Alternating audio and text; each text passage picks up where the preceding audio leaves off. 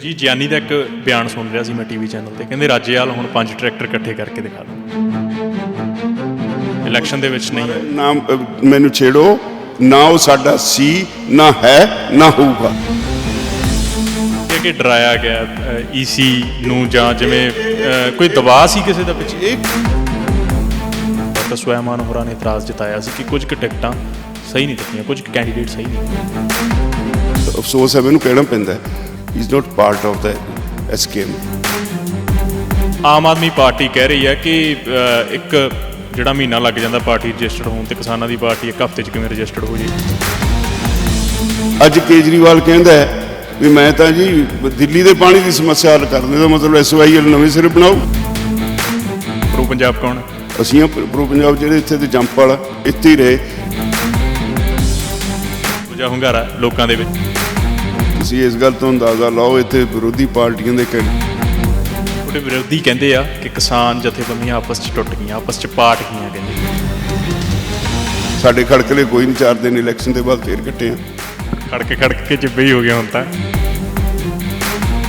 SSM ਕਰਜ਼ਾ ਲਾਊਗਾ ਕਿ ਨਹੀਂ?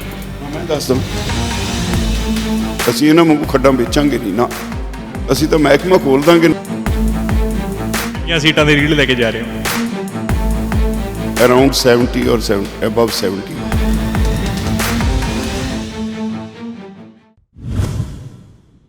ਕਿਸਾਨੀ ਮੋਰਚੇ ਨੇ ਇੱਕ ਸਮਾਜਿਕ ਕ੍ਰਾਂਤੀ ਤਾਂ ਲਿਆਂਦੀ ਹੈ, ਪਰ ਕਿਸਾਨ ਹੁਣ ਰਾਜਨੀਤਿਕ ਕ੍ਰਾਂਤੀ ਲਿਆਉਣ ਨਿਕਲੇ ਨੇ। ਸੰਯੁਕਤ ਸਮਾਜ ਮੋਰਚਾ ਪਾਰਟੀ ਬਣੀ ਹੈ, ਚੋਣ ਮੈਦਾਨ ਦੇ ਵਿੱਚ ਹੈ। ਸਾਡੇ ਨਾਲ ਬਲਵੀਰ ਸਿੰਘ ਰਾਜੇਵਾਲ ਨੇ। ਰਾਜੇਵਾਲ ਸਾਹਿਬ, ਸਵਾਗਤ ਹੈ ਪ੍ਰੋ ਪੰਜਾਬ ਟੀਵੀ। ਮਿਹਰਬਾਨੀ ਜੀ, ਬਹੁਤ ਬਹੁਤ ਸ਼ੁਕਰੀਆ। ਚੋਣ ਪ੍ਰਚਾਰ ਜੇ ਮੈਂ ਪੁੱਛਾਂ ਕਿਵੇਂ ਚੱਲ ਰਿਹਾ? ਪੂਰਾ ਜ਼ੋਰ ਸ਼ੋਰ ਨਾਲ ਚੱਲ ਰਿਹਾ। ਕਿਹੋ ਜਿਹਾ ਹੁੰਗਾਰਾ ਲੋਕਾਂ ਦੇ ਵਿੱਚ? ਬਹੁਤ ਹੁੰਗਾਰਾ ਹੈ। ਤੁਸੀਂ ਇਸ ਗੱਲ ਤੋਂ ਅੰਦਾਜ਼ਾ ਲਾਓ, ਇੱਥੇ ਵਿਰੋਧੀ ਪਾਰਟੀਆਂ ਦੇ ਕੈਂਡੀਡੇਟਾਂ ਨੂੰ ਲੋਕੀ ਪਿੰਡਾਂ 'ਚ ਨਹੀਂ ਵੜਨ ਦੇ ਰਹੇ। ਅਤੇ ਮੈਂ ਹਾਲੇ 2 ਦਿਨ ਪਹਿਲਾਂ ਹੀ ਸ਼ੁਰੂ ਕੀਤਾ ਕੰਮ। ਜਿੱਥੇ ਜਾਣਾ ਲੋਕ ਉਡੀਕਦੇ ਹੁੰਦੇ ਨੇ ਵੱਡੀ ਗਿਣਤੀ 'ਚ। ਬੜਾ ਸਾਫ਼ ਸਪਸ਼ਟ ਕਹਿਣਾ ਵੀ ਮੈਂ ਤੁਹਾਨੂੰ ਨਾ ਸ਼ਰਾਬ ਦੇਣੀ ਹੈ, ਨਾ ਮੈਂ ਵੋਟਾਂ ਖਰੀਦਣੀਆਂ। ਮੈਂ ਸੰਘਰਸ਼ ਵਿੱਚੋਂ ਆਇਆ, ਸੰਘਰਸ਼ ਫੇਰ ਕਰਨਾ। ਇਹ ਵੀ ਇੱਕ ਅੰਦੋਲਨ ਹੈ। ਅਤੇ ਜੇ ਤੁਹਾਨੂੰ ਠੀਕ ਲੱਗਦਾ ਮੇਰਾ ਕੰਸੈਪਟ ਤਾਂ ਮੈਨੂੰ ਵੋਟ ਪਾਇਓ। ਇਹ ਨਾ ਆਸ ਰੱਖਿਓ ਵੀ ਸਾਨੂੰ ਸ਼ਰਾਬ ਭੇਜੂਗਾ, ਸਾਡੇ ਕੋਲੋਂ ਵੋਟਾਂ ਖਰੀਦੂਗਾ। ਇਹੋ ਜਿਹਾ ਕੰਮ ਮੈਂ ਨਹੀਂ ਕਰਨਾ। ਹਾਂ, ਇਹ ਠੀਕ ਹੈ, ਜੇ ਤੁਸੀਂ ਵੋਟਾਂ ਪਾ ਕੇ ਜਿਤਾ ਦਿੰਦੇ ਹੋ, ਤੁਸੀਂ ਮਾਣ ਕਰੋਗੇ ਵੀ ਹਾਂ ਕਿਸੇ ਬੰਦੇ ਨੇ ਅਸੈਂਬਲੀ ਜਾ ਕੇ ਸਮਾਨ ਪਾਇਆ। ਪੇਪਰ ਪਲਾਨ ਕੀ ਹੈ ਜੇ ਅਸੈਂਬਲੀ 'ਚ ਜਾਂਦੇ ਹੋ, ਜੇ ਸੱਤਾ 'ਚ ਆ ਗਏ, ਸਰਕਾਰ ਬਣ ਗਈ, ਪੰਜਾਬ ਦੇ ਲਈ ਕੀ ਰੋਡ ਮੈਪ ਹੈ? ਇਸ ਤਰ੍ਹਾਂ ਵੀ ਸੰਭਾਵਨਾ ਇਹ ਹੈ, ਤੁਸੀਂ ਦੇਖੋਗੇ 1 ਹਫ਼ਤੇ ਤੋਂ ਬਾਅਦ ਇੱਕ ਵੇਵ ਬਣਨ ਵਾਲੀ ਹੈ। ਮੈਨੂੰ ਪੂਰਾ ਇਸ ਵੇਲੇ ਯਕੀਨ ਹੈ ਵੀ ਸਰਕਾਰ ਸਾਡੀ ਬਣੇਗੀ। ਅਤੇ ਸਰਕਾਰ ਬਣਾ ਕੇ ਅਸੀਂ ਇੱਕ ਤਾਂ ਜਿਹੜਾ ਪਿਛਲੇ 25 ਸਾਲ ਤੋਂ ਲੁੱਟ ਖਸੁੱਟ ਹੋਈ ਹੈ, ਉਹਦੇ ਲਈ ਅਸੀਂ ਲੇਖੇ ਪੱਤੇ ਦਾ ਇੱਕ ਕਮਿਸ਼ਨ ਬਣਾਵਾਂਗੇ। ਕਿਹਨੇ ਕੀ ਕੀਤਾ ਹੈ, ਜਿਨ੍ਹਾਂ ਨੇ ਫਰਾਡ ਕੀਤੇ ਨੇ ਉਹਨਾਂ ਸਾਰਿਆਂ 'ਤੇ ਕੇਸ ਦਰਜ ਕਰਾਵਾਂਗੇ ਔਰ ਲੋਕਪਾਲ ਨੂੰ ਮਜ਼ਬੂਤ ਕਰਾਂਗੇ ਤਾਂ ਕਿ ਉਹ ਛੇਤੀ ਤੋਂ ਛੇਤੀ ਇਹਨਾਂ ਨੂੰ ਸਜ਼ਾਵਾਂ ਦੇਵੇ। ਇੱਕ ਗੱਲ। ਦੂਜਾ, ਅਸੀਂ ਉਹੀ ਵਾਅਦਾ ਕਰਾਂਗੇ ਜਿਹੜਾ ਅਸੀਂ ਨਿਭਾ ਸਕਦੇ ਹਾਂ।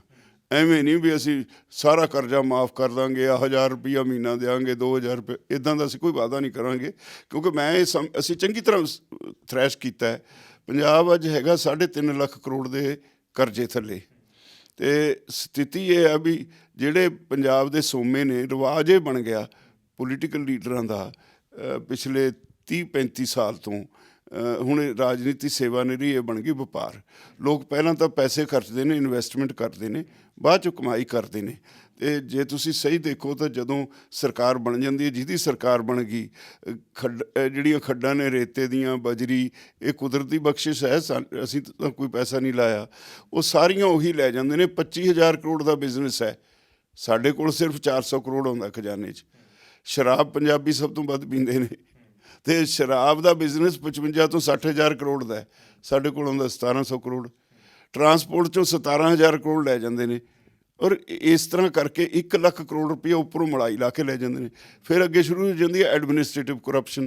ਅੱਜ ਸਾਰੀ ਦੁਨੀਆ ਨੂੰ ਪਤਾ ਹੈ ਵੀ SHO ਲੱਗਣਾ ਤਾਂ ਪਹਿਲਾਂ ਥਾਣੇ ਦੀ ਕੀਮਤ ਤਾਰਨੀ ਪਊ। DSP ਲੱਗਣਾ, ਉਹ ਪੋਸਟ ਦੇ ਪੈਸੇ ਦੇਣੇ ਪੈਣਗੇ। SSP ਲੱਗਣਾ, ਉਹਦੇ ਪੈਸੇ ਦੇਣੇ ਪੈਣਗੇ।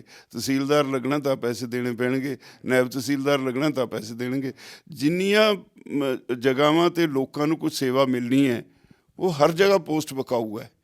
ਲੋਕੀ ਸਤੇ ਪਏ ਨੇ, ਕੋਈ ਪੁੱਛਦਾ ਨਹੀਂ, ਕਰਪਸ਼ਨ ਇੰਨੀ ਹੈ। ਮੇਰੇ ਖਿਆਲ 'ਚ ਜੇ ਉਹ ਲੱਖ ਕਰੋੜ ਲੈਂਦੇ ਨੇ ਤਾਂ ਐਡਮਿਨਿਸਟ੍ਰੇਟਿਵ ਕਰਪਸ਼ਨ 'ਚ ਤਾਂ ਕਈ ਲੱਖ ਕਰੋੜ ਰੁਪਈਆ ਇਹਨਾਂ ਦੇ ਕੋਲ ਜਾਂਦਾ ਹੈ। ਇਹ ਤਾਂ ਆਪਣੇ ਘਰ ਭਰਨ ਲੱਗੇ ਹੋਏ ਨੇ। ਅਸੀਂ ਜਿਹੜਾ ਸੰਯੁਕਤ ਸਮਾਜ ਮੋਰਚਾ ਬਣਾਇਆ, ਉੱਥੇ ਹੀ ਸਾਡੇ ਕੋਲ ਮੋਰਚੇ ਦੇ ਦੌਰਾਨ ਹੀ ਗੱਲ ਹੁੰਦੀ ਸੀ ਭਈ ਮੋਰਚਾ ਜਿੱਤ ਕੇ ਇਹ ਜਿਹੜੀ ਗੰਦ ਪਾਇਆ ਪੋਲੀਟੀਸ਼ੀਅਨ ਨੇ, ਇਹਨੂੰ ਵੀ ਤੁਸੀਂ ਆ ਕੇ ਕੱਢੋ। ਮੇਰੀ ਉਮਰ 80 ਸਾਲ ਦੀ ਹੋਣ ਵਾਲੀ ਹੈ, 80ਵੇਂ ਵਰ੍ਹੇ 'ਚ ਹਾਂ ਮੈਂ, ਅਤੇ ਮੈਂ ਹਾਰਟ ਪੇਸ਼ੈਂਟ ਵੀ ਹਾਂ। ਬਾਈਪਾਸ ਹੋਈ ਹੋਈ ਆ 2004 ਦੀ। 2017 'ਚ ਮੇਰੇ ਸਟੰਟ ਪਏ ਨੇ। ਫੱਕਾ ਗੋਲੀਆਂ ਦਾ ਸਵੇਰੇ ਲੈਣਾ, ਫੱਕਾ ਗੋਲੀਆਂ ਦਾ ਰਾਤ ਨੂੰ ਲੈਣਾ, ਤਾਂ ਸਰੀਰ ਚੱਲਦਾ ਹੈ। ਮੈਂ ਆਪਣੇ ਸਾਥੀਆਂ ਨੂੰ ਕਿਹਾ ਸੀ ਮੈਨੂੰ ਇਹ ਸਟਾਰ ਪ੍ਰਚਾਰਕ ਰੱਖ ਲਓ, ਮੈਨੂੰ ਇਲੈਕਸ਼ਨ ਲੜਨ ਲਈ ਮਜਬੂਰ ਨਾ ਕਰੋ। ਉਹਨਾਂ ਨੇ ਕਿਹਾ ਨਹੀਂ, ਫਿਰ ਤਾਂ ਕੋਈ ਵੀ ਨਹੀਂ ਲੜੂਗਾ। ਇਸੇ ਤਰ੍ਹਾਂ ਬਾਹਰੋਂ ਕੁਛ ਲੋਕ ਦੋਸਤ ਮਿੱਤਰ ਕਹਿਣ ਲੱਗ ਗਏ ਜੇ ਤੂੰ ਐਤਕੀ ਨਾ ਮੈਦਾਨ 'ਚ ਆਇਆ ਅਸੀਂ ਤੇਰੇ ਘਰ ਧਰਨਾ ਦੇ ਦੇਣਾ। ਤਾਂ ਮਜਬੂਰੀ ਹੋ ਗਈ ਤਾਂ ਫਿਰ ਅਸੀਂ ਇਹ ਤੈਅ ਕੀਤਾ ਇਮਾਨਦਾਰੀ ਨਾਲ ਪੰਜਾਬ ਬਚਾਉਣ ਵਾਸਤੇ ਅਸੀਂ ਇਹ ਲੜਾਈ ਸ਼ੁਰੂ ਕੀਤੀ ਹੈ। ਅਸੀਂ ਚਲੇ ਗਏ, ਕੱਲ੍ਹ ਨੂੰ ਕੋਈ ਹੋਰ ਇਹਨੂੰ ਇਸਤੇਮਾਲ ਕਰੂ। ਇੱਕ ਸਿਸਟਮ ਹੋਣਾ ਚਾਹੀਦਾ ਹੈ। ਲੋਕਾਂ ਦੀ ਸਰਕਾਰ ਲੋਕਾਂ ਵਾਸਤੇ ਦਿਸਣੀ ਚਾਹੀਦੀ ਹੈ। ਇਹ ਨਹੀਂ ਵੀ ਕਹੋ ਲੋਕਾਂ ਦੀ ਸਰਕਾਰ, ਘਰ ਆਪਣੇ ਭਰੀ ਜਾਓ। ਉਹ ਇਹਦੇ ਖਿਲਾਫ ਲੜਾਈ ਹੈ।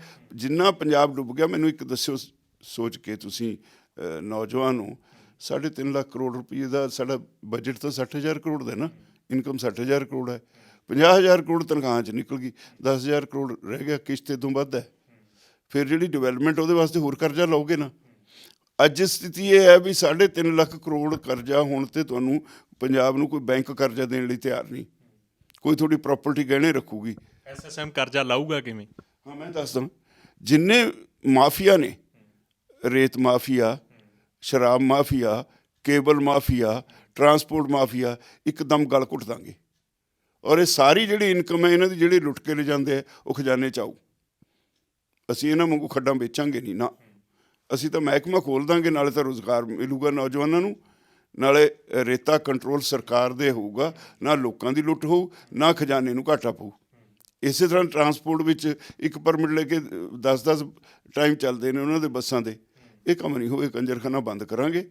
ਅਸੀਂ ਇੱਕ ਅਥਾਰਟੀ ਬਣਾਵਾਂਗੇ ਜਿਹੜੀ ਪਹਿਲਾਂ ਹੀ ਟਾਈਮ ਟੇਬਲ ਦੇ ਦੂ ਵੀ ਇੰਨੇ ਪਰਮਿਟ ਦੇਣ ਵੇਲੇ ਉਹਦੇ 'ਤੇ ਲਿਖਿਆ ਹੋਊ ਵੀ ਤੁਹਾਡਾ ਟਾਈਮ ਆਹ ਹੈ, ਐਵੇਂ ਨਹੀਂ ਅੱਗੋਂ ਪਿੱਛੋਂ ਤੁਸੀਂ ਚੱਲ ਸਕਦੇ।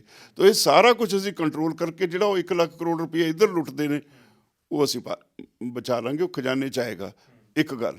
ਦੂਸਰਾ, ਜਿਹੜੀ ਐਡਮਿਨਿਸਟ੍ਰੇਟਿਵ ਕਰਪਸ਼ਨ ਹੈ, ਜੇ ਮੰਤਰੀ ਕਹਿੰਦਾ ਮੈਨੂੰ ਪੈਸੇ ਲਿਆ ਕੇ ਦਿਓ, ਤਾਂ ਹੀ ਜਿਹੜਾ ਅਫਸਰ ਲੁੱਟ ਮਚਾਉਂਦੇ ਨੇ ਨਾ। ਕੱਲ੍ਹ ਪਰਸੋਂ ਇੱਕ IAS ਅਫਸਰ 2 ਲੱਖ ਰੁਪਈਆ ਰਿਸ਼ਵਤ ਲੈਂਦਾ ਫੜਿਆ ਗਿਆ। ਇਹ ਕਿੱਡਾ ਆਈ ਓਪਨਰ ਹੈ। IAS ਅਫਸਰ ਫੜਿਆ ਗਿਆ ਰਿਸ਼ਵਤ ਲੈਂਦਾ।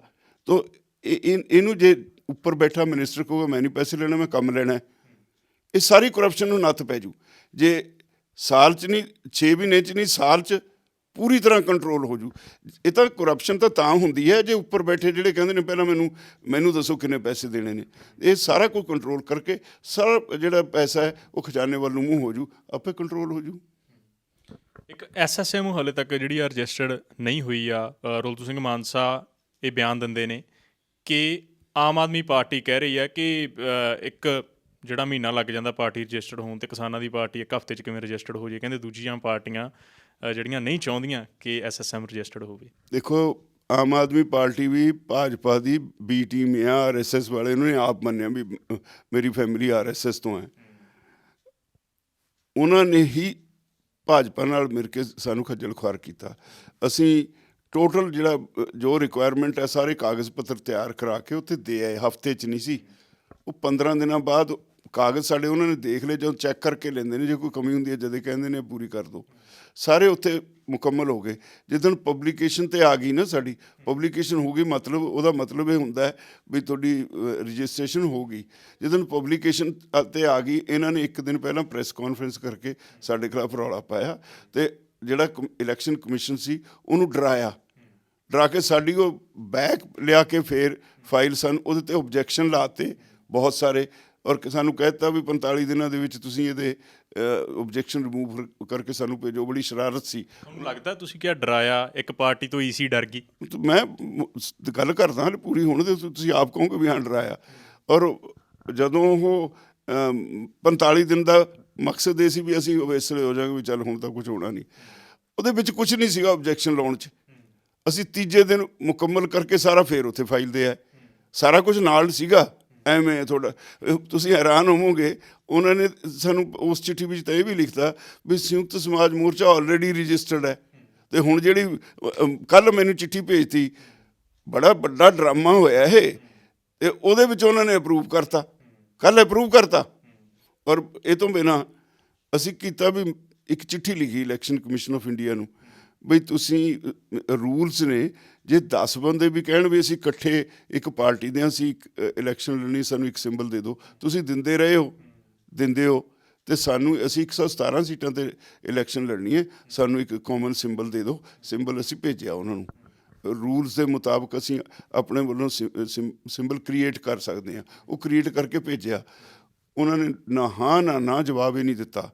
ਫਿਰ ਜਿੱਦਣ ਸਾਡੀਆਂ 105 ਟਿਕਟਾਂ ਅਸੀਂ ਡਿਕਲੇਅਰ ਕਰਤੀਆਂ, ਉਦੋਂ 105 ਹੀ ਕੈਂਡੀਡੇਟਾਂ ਵੱਲੋਂ ਅੱਡ ਐਪਲੀਕੇਸ਼ਨਾਂ ਲਿਖਾ ਕੇ ਉਹਨਾਂ ਵੱਲੋਂ ਰਿਕੁਐਸਟ ਭੇਜੀ ਵੀ ਅਸੀਂ ਸਾਰੇ ਇਕੱਠੇ ਲੜਨਾ ਚਾਹੁੰਦੇ ਹਾਂ ਅਤੇ ਸਾਨੂੰ ਇੱਕ ਸਿੰਬਲ ਦਿੱਤਾ ਜਾਏ। ਕੋਈ ਹਾਂ ਨਹੀਂ, ਕੋਈ ਨਾ ਨਹੀਂ। ਜੇ ਨਾ ਹੀ ਕਹਿੰਦੇ ਅਸੀਂ ਕੋਰਟ ਚਲੇ ਜਾਂਦੇ। ਕੋਈ ਜਵਾਬ ਨਹੀਂ, ਕੁਝ ਨਹੀਂ ਦਿੱਤਾ। ਕੱਲ੍ਹ ਅਸੀਂ ਸਾਰਿਆਂ ਨੂੰ ਹਦਾਇਤ ਕਰਕੇ ਇੰਡੀਪੈਂਡੈਂਟ ਕਾਗਜ਼ ਭਰਾਤੇ। ਅਸੀਂ ਇੱਕ ਬਣਾਇਆ ਪੈਨਲ, ਇਸ ਤਰ੍ਹਾਂ ਦਾ ਬਣਾਇਆ ਜਿਹਦੇ ਵਿੱਚ ਆਮ ਲੋਕ ਉਹ ਜਿਹੜੇ ਚੋਣ ਨਿਸ਼ਾਨ ਲੈਂਦੇ ਹੀ ਨਹੀਂ। ਅਸੀਂ ਸਮਝਿਆ ਵੀ ਜਦੋਂ ਇਹ ਨਹੀਂ ਲੈਣਗੇ ਤਾਂ ਸਾਨੂੰ ਇਹ ਮਿਲ ਜੂ, ਸਾਡਾ ਇੱਕ ਹੋ ਜੂ। ਇੱਦਾਂ ਦਾ ਅਸੀਂ ਬਣਾਇਆ। ਔਰ ਜਦ ਮੈਂ ਅੰਦਰੋਂ ਮੈਂ ਖੁਦ ਜਦੋਂ ਪੇਪਰ ਫਾਈਲ ਕਰਕੇ ਬਾਹਰ ਨਿਕਲਿਆ, ਮੇਰਾ ਗ੍ਰੈਂਡਸਨ ਆ ਕੇ ਮੈਨੂੰ ਕਹਿੰਦਾ ਵੀ ਬਾਪੂ ਜੀ ਚਿੱਠੀ ਆ ਗਈ ਘਰ 'ਚ, ਇਹ ਸੰਯੁਕਤ ਸਮਾਜ ਮੋਰਚੇ ਦੀ ਰਜਿਸਟ੍ਰੇਸ਼ਨ ਵਾਲੀ ਫਾਈਲ ਅਪਰੂਵ ਹੋ ਗਈ। ਹੁਣ ਉਹਨੂੰ ਨਾ ਤਾਂ ਅਸੀਂ ਇਹਦੇ ਵਿੱਚ ਵਰਤ ਸਕਦੇ ਹਾਂ, ਨਾ ਸਿੰਬਲ ਵਾਸਤੇ ਵਰਤ ਸਕਦੇ ਹਾਂ। ਸਾਨੂੰ ਅਗਲੀ ਇਲੈਕਸ਼ਨ 'ਚ ਕੰਮ ਆਊ। ਇਹ ਹੈ ਦਬਾਅ ਨਹੀਂ, ਹੋਰ ਕੀ ਹੈ ਜੀ। ਕਿਉਂ ਨਹੀਂ ਉਹਨਾਂ ਨੇ ਸਾਨੂੰ ਰਿਫਿਊਜ਼ ਕਰ ਦਿੰਦੇ ਵੀ ਅਸੀਂ ਨਹੀਂ ਦੇ ਸਕਦੇ, ਤੁਹਾਨੂੰ ਰਿਫਿਊਜ਼ ਕਰ ਦਿੰਦੇ, ਅਸੀਂ ਕੋਈ ਰੈਮਡੀ ਕੋਰਟ ਤੋਂ ਲੈ ਲੈਂਦੇ। ਤਾਂ ਇਹ ਹੋਰ ਕੀ ਹੈ, ਅਸਲ 'ਚ ਇਹ ਘਬਰਾਏ ਹੋਏ ਨੇ। ਘਬਰਾਹਟ ਹੈ ਉਹਨਾਂ ਦੇ ਅੰਦਰ ਵੀ ਸੰਯੁਕਤ ਸਮਾਜ ਮੋਰਚਾ ਆ ਗਿਆ ਅਤੇ ਸਾਨੂੰ ਕਿਸੇ ਨੇ ਨਹੀਂ ਪੁੱਛਣਾ। ਇਸ ਵਾਰ ਸਾਂਝਾ ਸਿੰਬਲ ਤੁਹਾਨੂੰ ਲੱਗਦਾ ਵੀ ਸਾਂਝੇ ਸਿੰਬਲ 'ਤੇ ਲੜਿਆ ਜਾਊ ਜਾਂ ਮਿਲੂਗਾ ਸਾਂਝਾ ਸਿੰਬਲ? ਅਸੀਂ 3 ਜਿਹੜਾ ਦਿੱਤਾ ਨਾ, ਫਸਟ ਪ੍ਰਾਇਰਟੀ ਦਿੱਤੀ ਹੈ ਅਸੀਂ ਚਾਰਪਾਈ, ਸੈਕਿੰਡ ਦਿੱਤੀ ਹੈ ਅਸੀਂ ਮਟਕਾ, ਥਰਡ ਦਿੱਤੀ ਹੈ ਕੈਂਚੀ। ਹੁਣ ਹੋਊਗਾ ਇਹ, ਜੇ ਚਾਰਪਾਈ ਖਾਲੀ ਹੈ ਸਾਨੂੰ ਉਹ ਮਿਲ ਜਾਣੀ ਹੈ। ਮੈਨੂੰ ਲੱਗਦਾ ਇਹ ਆ ਵੀ ਇੱਥੇ ਕਿਤੇ ਲੋਕ ਆਉਂਦੇ ਨੇ, ਲੋਕ ਉੱਪਰੋਂ ਦੇਖਦੇ ਨੇ ਵੀ ਕਿਸਾਨ ਦਾ ਉਹਨਾਂ ਨੂੰ ਹੋਣਾ ਵੀ ਕਿਸਾਨ ਅਸੀਂ ਮੰਗਾਂਗੇ, ਗੰਨੇ ਵਾਲਾ ਕਿਸਾਨ ਹੈ, ਇੱਕ ਟਿੱਲਰ ਨੇ, ਉਹ ਇਹੋ ਜਿਹੇ ਅਪਲਾਈ ਕਰਨਗੇ। ਅਸੀਂ ਉਹ ਛੱਡਤੇ ਵੀ ਉਹਨਾਂ ਨੇ ਅਪਲਾਈ ਕਰਨਾ, ਕਲੇਸ਼ ਹੋਊ। ਫਿਰ ਕੀ ਹੁੰਦਾ, ਜੇ 2 ਨੇ ਕਰਤਾ ਫਿਰ ਲਾਟਰੀ ਨਿਕਲਦੀ ਹੈ, ਲਾਟਰੀ ਕਰਕੇ ਡਰਾਉਣਾ। ਇੱਦਾਂ ਨਹੀਂ ਹੋਣਾ। ਅਸੀਂ ਸਾਰਿਆਂ ਦਾ ਆਹੀ ਤਿੰਨੇ ਨਿਸ਼ਾਨ ਦੇ ਦਿੱਤੇ। ਮੈਨੂੰ ਲੱਗਦਾ 90% ਨੂੰ ਇੱਕੋ ਚਾਰਪਾਈ ਮਿਲ ਜਾਏਗਾ। ਤੋ ਬਾਕੀ ਜਿਹੜੇ ਰਹਿ ਜਾਣਗੇ ਅਸੀਂ ਮੀਡੀਆ ਰਾਹੀਂ ਇਸ਼ਤਿਹਾਰ ਦੇ ਕੇ ਦੱਸ ਦਾਂਗੇ ਵੀ ਆਹ ਵੀ ਕੈਂਡੀਡੇਟ ਸਾਡੇ ਨੇ। ਪਰ ਇਹਦਾ ਮਤਲਬ ਇਹ ਨਹੀਂ ਹੈ ਵੀ ਸਾਡੇ ਕੋਈ ਹੌਸਲੇ 'ਚ ਆਏ ਲੜਾਈ ਲੜਨ ਵਿੱਚ ਕੋਈ ਢਿੱਲ ਆ ਜਾਏਗੀ। ਅਸੀਂ ਸਗੋਂ ਹੋਰ ਡਿਟਰਮਿੰਡ ਹੋਏ ਹਾਂ। ਤੁਸੀਂ ਕਿਹਾ ਕਿ ਡਰਾਇਆ ਗਿਆ ਈਸੀ ਨੂੰ, ਜਾਂ ਜਿਵੇਂ ਕੋਈ ਦਬਾਅ ਸੀ ਕਿਸੇ ਦਾ ਪਿੱਛੇ? ਇਹ ਕਲੀਅਰ ਕੱਟ ਦਬਾਅ ਇਲੈਕਸ਼ਨ ਦਾ ਹੀ ਹੈ ਵੀ ਇਹ ਅੱਗੇ ਆ ਰਹੇ ਨੇ। ਇਹ ਕਲੀਅਰ ਕੱਟ ਦਿਖਾਈ ਦਿੰਦਾ ਹੈ ਵੀ ਜਿਹੜਾ ਇਲੈਕਸ਼ਨ ਕਮਿਸ਼ਨ ਹੈ ਉਹਨੇ ਜਿਸ ਤਰ੍ਹਾਂ ਦਾ ਰਵੱਈਆ ਅਪਣਾਇਆ, ਉਹਦੀ ਭਰੋਸੇਯੋਗਤਾ, ਉਹਦੀ ਨਿਰਪੱਖਤਾ ਦੇ ਉੱਤੇ ਸਵਾਲੀਆ ਨਿਸ਼ਾਨ ਹੈ। ਕੀ ਤਕਲੀਫ ਸੀ ਜੀ ਉਹਨਾਂ ਨੂੰ 117 ਦੇ 117 ਕੈਂਡੀਡੇਟਸ ਨੂੰ ਇੱਕ ਨਿਸ਼ਾਨ ਦੇਣ ਦੇ? ਕਿਹੜਾ ਉਹਨਾਂ 'ਤੇ ਟੈਕਸ ਲੱਗਣਾ ਸੀ ਜਾਂ ਕਿਹੜੀ ਰੁਕਾਵਟ ਹੋਣੀ ਸੀ? ਨਹੀਂ ਦਿੱਤਾ। ਇਸੇ ਕਰਕੇ ਨਹੀਂ ਦਿੱਤਾ ਵੀ ਇਹਨਾਂ ਨੂੰ ਖੱਜਲ ਖੁਆਰ ਕਰੋ। ਤੁਸੀਂ ਅੱਜ ਨਿਰਪੱਖਤਾ 'ਤੇ ਸਵਾਲ ਖੜੇ ਕਰ ਰਹੇ ਹੋ, ਕੱਲ੍ਹ ਨੂੰ ਰਿਜ਼ਲਟ ਆਉਣਗੇ, ਇਹ ਸਵਾਲ ਤਾਂ ਫਿਰ ਉਦੋਂ ਵੀ ਖੜੇ ਹੋਣਗੇ। ਨਹੀਂ, ਉਹ ਇੱਕ ਅਲੱਗ ਚੀਜ਼ ਹੈ। ਰਿਜ਼ਲਟ ਆਉਣਗੇ ਉਹ ਤਾਂ ਮਸ਼ੀਨਾਂ ਨੇ ਜੋ ਦੇਣਾ ਸਾਰਿਆਂ ਵਾਸਤੇ ਕੱਢਣਾ, ਇਹ ਨਹੀਂ ਹੈ। ਉਹ ਅੱਜ ਤੱਕ ਦਾ ਵਤੀਰਾ ਨਿਰਪੱਖ ਨਹੀਂ ਰਿਹਾ। ਦਾ ਰਹੂਗਾ। ਦੇਖੋ ਸਰਕਾਰਾਂ ਕੀ ਕਰਦੀਆਂ। ਅਸਲ ਵਿੱਚ ਤਾਂ ਇਹ ਹੈ, ਦੇਖੋ ਜੀ, ਭਾਰਤ ਵਿੱਚ ਹੁਣ ਕਹਿਣ ਨੂੰ ਇਹ ਸਭ ਕੁਝ ਸਰਕਾਰ ਰਹੇਗੀ। ਹੁਣ ਸਰਕਾਰ ਕਾਹਦੀ ਹੈ? ਇਹ ਤਾਂ ਸੂਡੋ ਡੈਮੋਕ੍ਰੇਸੀ ਹੈ, ਡੈਮੋਕ੍ਰੇਸੀ ਨਹੀਂ ਹੈ। ਮੋਰਚੇ ਨੇ ਕਈ ਟਿਕਟਾਂ ਅਜਿਹੀਆਂ ਦਿੱਤੀਆਂ ਨੇ ਜਿਨ੍ਹਾਂ ਦੇ ਉੱਤੇ ਮੋਰਚੇ ਦੇ ਜਿਹੜੇ ਅਹੁਦੇਦਾਰ ਨੇ ਜਾਂ ਮੋਰਚੇ ਦੇ ਵਿੱਚ ਨੇ ਜਿਹੜੇ, ਉਹਨਾਂ ਨੂੰ ਇਤਰਾਜ਼ ਹੈ। ਡਾਕਟਰ ਸਵੈਮਾਨ ਹੋਰਾਂ ਨੇ ਇਤਰਾਜ਼ ਜਤਾਇਆ ਸੀ ਕਿ ਕੁਝ ਕੁ ਟਿਕਟਾਂ ਸਹੀ ਨਹੀਂ ਦਿੱਤੀਆਂ, ਕੁਝ ਕੁ ਕੈਂਡੀਡੇਟ ਸਹੀ ਨਹੀਂ। ਡਾਕਟਰ ਸਵੈਮਾਨ ਡਾਕਟਰੀ ਦੀ ਸੇਵਾ ਕਰਨ ਲਈ ਆਏ ਸੀ, ਸਾਡੇ ਸਾਥੀ ਨੇ, ਉਹਨਾਂ ਨੇ ਸੇਵਾ ਬਹੁਤ ਕੀਤੀ। ਉਹਨਾਂ ਦੀ ਇੱਜ਼ਤ ਤੇ ਉਹ ਸਾਰਾ ਬਰਕਰਾਰ ਹੈ। ਸਾਰੇ ਅਸੀਂ ਉਹਨਾਂ ਦਾ ਸਤਿਕਾਰ ਕਰਦੇ ਹਾਂ, ਸਾਡਾ ਮੁੰਡਾ ਹੈ। ਪਰ ਉਹ ਮੋਰਚੇ ਦੇ ਵਿੱਚ ਮੀਟਿੰਗਾਂ ਵਿੱਚ ਸਾਡੀ ਇਜਾਜ਼ਤ ਨਾਲ ਬੈਠਣ ਲੱਗਿਆ ਸੀ। He is not part of the SKM। ਇਹ ਅਫਸੋਸ ਹੈ, ਮੈਨੂੰ ਕਹਿਣਾ ਪੈਂਦਾ, ਔਰ ਅੱਜ ਵੀ ਉਹ ਸਾਡਾ ਹੀ ਹੈ। ਟਿਕਟਾਂ ਦੇਣ ਵੇਲੇ ਜਿਹੜੇ ਬੰਦੇ ਦਿੰਦੇ ਨੇ ਨਾ, ਉਹਨਾਂ 'ਤੇ ਇੰਨਾ ਪ੍ਰੈਸ਼ਰ ਹੁੰਦਾ ਹੈ।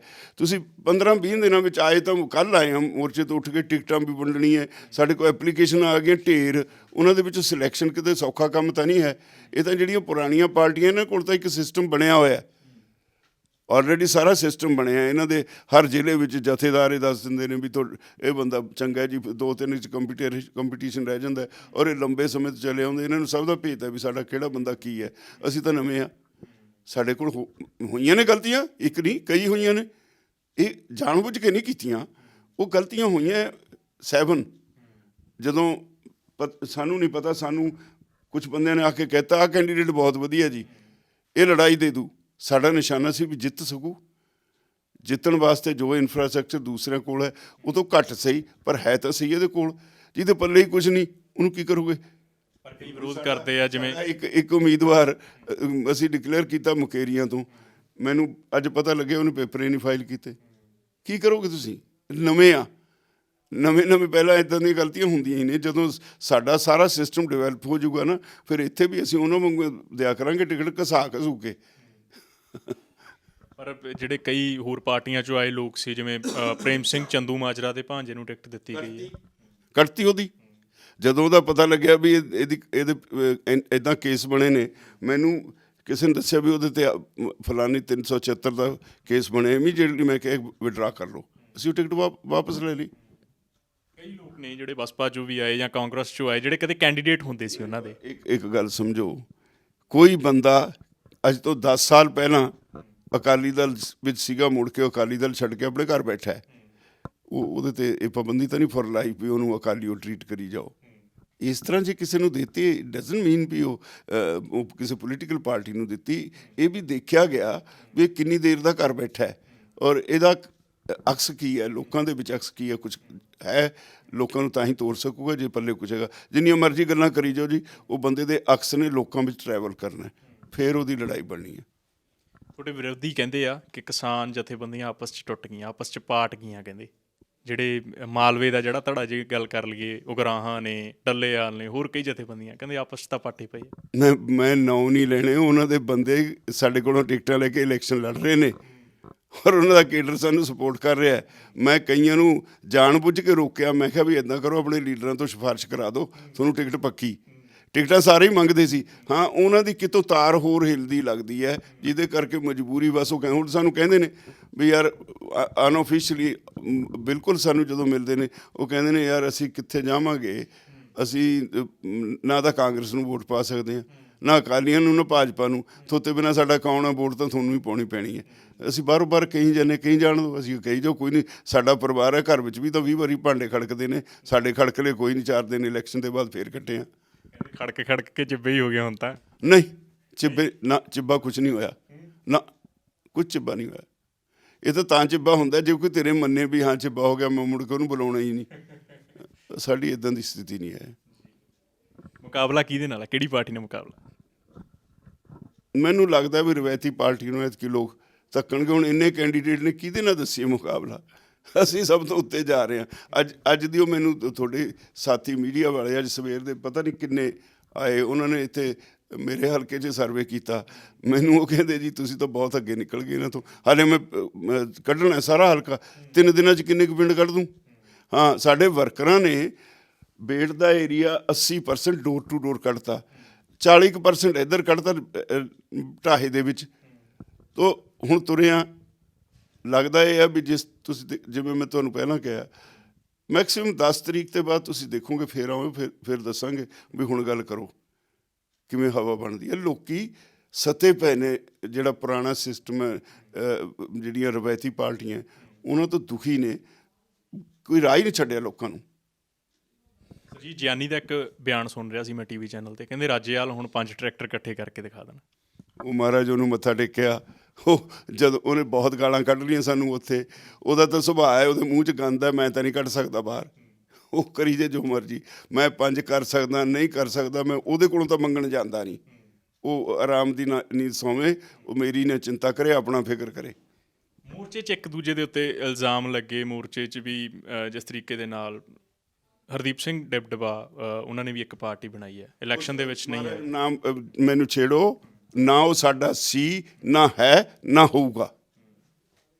ਉਹਨਾਂ ਨੂੰ ਮੈਂ ਇੱਕ ਸਵਾਲ ਕੀਤਾ ਸੀ ਕਿ ਰਾਜੇਵਾਲ ਕਹਿੰਦੇ ਕਿ ਤੁਸੀਂ ਵਾਇਆ ਮੋਰਚਾ ਰਾਜਨੀਤੀ 'ਚ ਆਉਣਾ ਚਾਹੁੰਦੇ ਹੋ, ਕਹਿੰਦੇ ਮੈਂ ਨਹੀਂ ਆਇਆ, ਰਾਜੇਵਾਲ ਆ ਗਈ। ਯਾਰ ਮੈਂ ਪਹਿਲਾਂ ਕੀ ਕਹਿਤਾ ਤੁਹਾਨੂੰ, ਉਹਦੇ ਨੋ ਕਮੈਂਟਸ।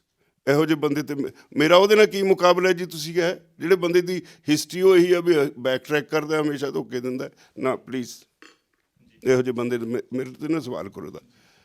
ਰਾਜੇਵਾਲ ਸਾਹਿਬ, ਬਾਕੀ ਪਾਰਟੀਆਂ ਵੀ ਮੈਦਾਨ ਦੇ ਵਿੱਚ ਨੇ। ਜੇ ਆਪਾਂ ਰਵਾਇਤੀ ਪਾਰਟੀਆਂ ਦੀ ਤਾਂ ਤੁਸੀਂ ਗੱਲ ਕੀਤੀ ਹੈ, ਉਸ ਤੋਂ ਇਲਾਵਾ ਆਮ ਆਦਮੀ ਪਾਰਟੀ ਜੇ ਗੱਲ ਕਰ ਲਈਏ ਪੰਜਾਬ ਦੇ ਵਿੱਚ ਨਵੀਂ ਪਾਰਟੀ ਹੈ, ਸੈਕੰਡ ਵਾਰ ਜਿਹੜੀ ਚੋਣ ਮੈਦਾਨ ਦੇ ਵਿੱਚ ਹੈ। ਤੁਹਾਨੂੰ ਲੱਗਦਾ ਲੋਕ ਮੋਰਚੇ ਨੂੰ ਹੀ ਕਿਉਂ ਚੁਣਨ, ਕੋਈ ਖਾਸ ਵਜ੍ਹਾ? ਲੋਕੀ ਉਹਦੇ ਤੇ ਵੀ ਸਵਾਲ ਕਰਨ ਲੱਗ ਪਏ ਵੀ ਪਿਛਲੀ ਵਾਰੀ 4 MP ਦਿੱਤੇ ਸੀ ਤੁਹਾਨੂੰ, 4 ਖੰਡਾ ਕੇ ਰੱਖਤੇ ਤੁਸੀਂ, ਕਿਹੜਾ ਹੁਣ ਅੱਜ ਤੁਹਾਡੇ ਨਾਲ? ਜਿਹੜੇ 20 ਦਿੱਤੇ ਸੀਗੇ MLA ਲੋਕਾਂ ਨੇ, ਉਹ ਵੀ ਖਿੰਡ ਗਏ।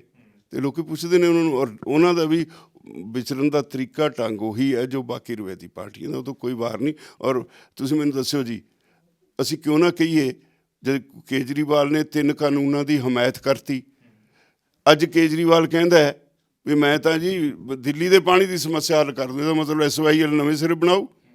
ਅਸੀਂ ਉਹ ਕਿਵੇਂ ਸਪੋਰਟ ਕਰ ਸਕਦੇ ਹਾਂ ਇਹੋ ਜਿਹੇ ਬੰਦੇ ਨੂੰ? ਉਹਨਾਂ ਦੇ ਨਾਲ ਕੀ ਗੱਲ ਕਰਾਂਗੇ?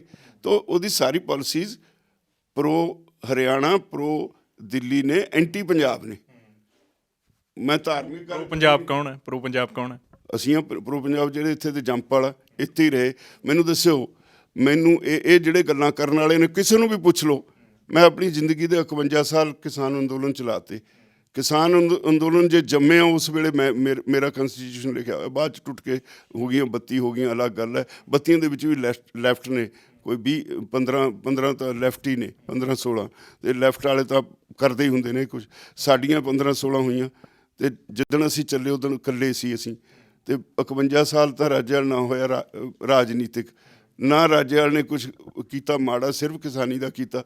ਹੁਣ ਮੈਂ ਅਖੀਰਲੇ ਪਹਿਰੇ ਆ ਕੇ ਗਲਤ ਕਰੂੰਗਾ ਐਵੇਂ?